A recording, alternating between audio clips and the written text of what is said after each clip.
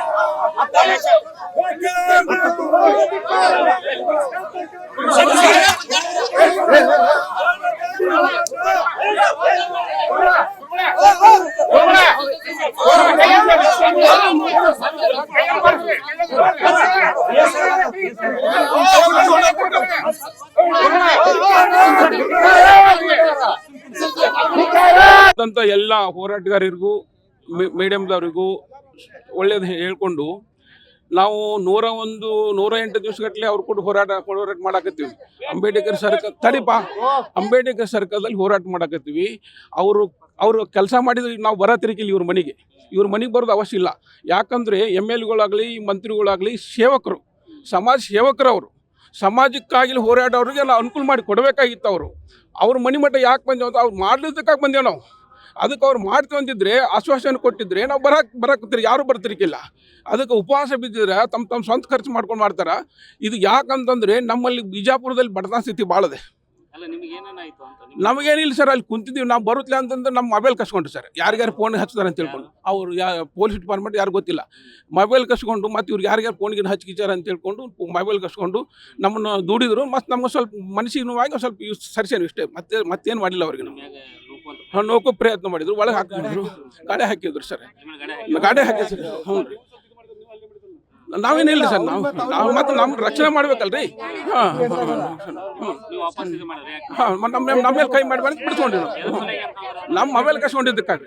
ಯಾರ್ಯಾರು ಫೋನ್ ಹಚ್ಚಿಚಾರಿ ಇವರು CMಗೆ ಹಚ್ಬೋದು, ಆಮೇಲೆ ಈ ಗೃಹ ಮಂತ್ರಿಗೆ ಹಚ್ಬೋದು, ಆಮೇಲೆ ಯಾರ್ಯಾರು ಹಚ್ಚಿ MB ಪಾಟೀಲ್ಗೆ ಹಚ್ಬೋದು ಅಂತೇಳಿ ಕಸ್ಕೊಂಡಾಗ ಸರ್.